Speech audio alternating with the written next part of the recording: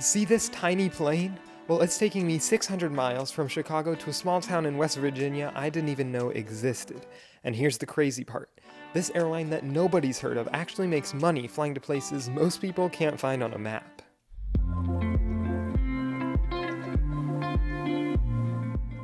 Okay, I'm on the plane here in Chicago. Contour uses the G gates with Alaska and American, who they have partnerships with, and I'll give you a full tour of the seat, review the amenities and how much it costs later, but for now, let's get up in the air.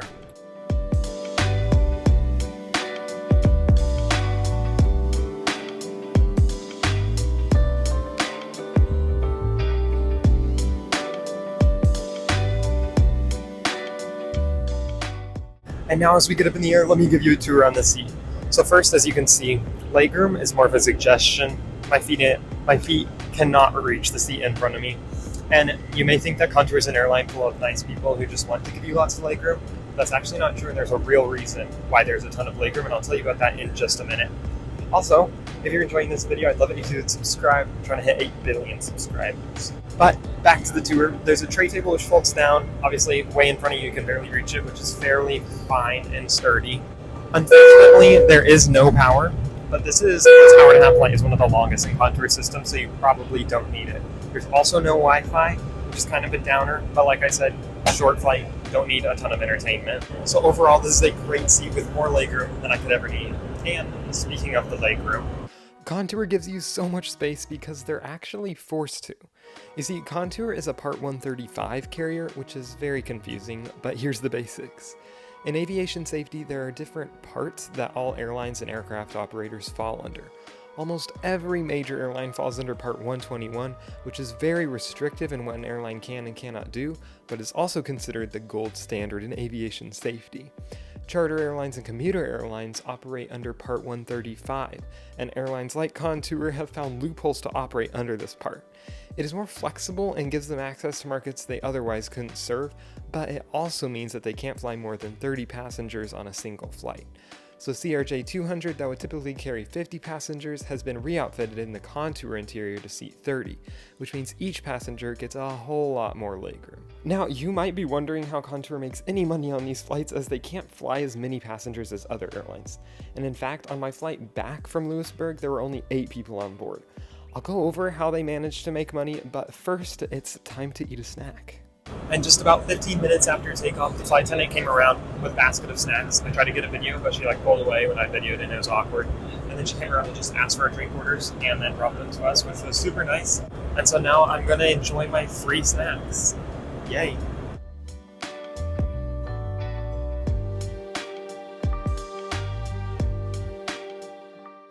Now, I know you're probably desperate to know if there's even a bathroom on board. Good news and bad news, there is, but it's tiny and I'm literally having to squat to even be able to stand. Otherwise, yeah.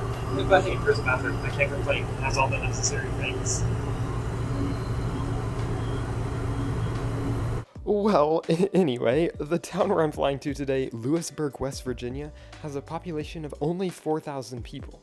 So how can Contour fly here and make any money at all? Well, they're a part of the Essential Air Service program.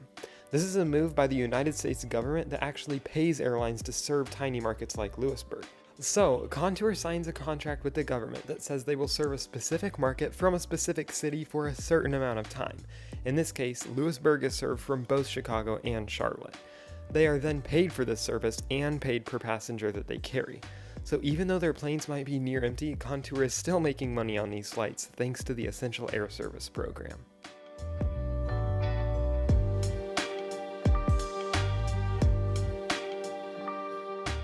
And now as I land into Lewisburg, let me tell you how much this trip cost, or how much it would have cost if I didn't fly standby everywhere. So if I booked this trip about 2 weeks in advance, I would have paid $114 one way, and this includes a carry-on, a personal item, and a free checked bag, which is actually better than the legacy carriers.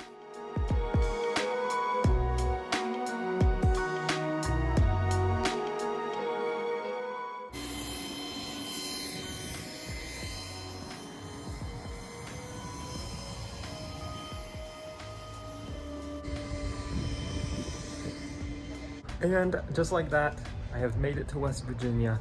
I'm actually trying to fly to all 50 states before I graduate, and so this is state 35 for me. Contour Airlines was a great experience. Like tons of legroom, not like a normal carrier at all. So if you're ever going somewhere that Contour serves, I definitely recommend flying them. And I'll see you in the next video. And if you give this video a like, thank you so much. Bye bye.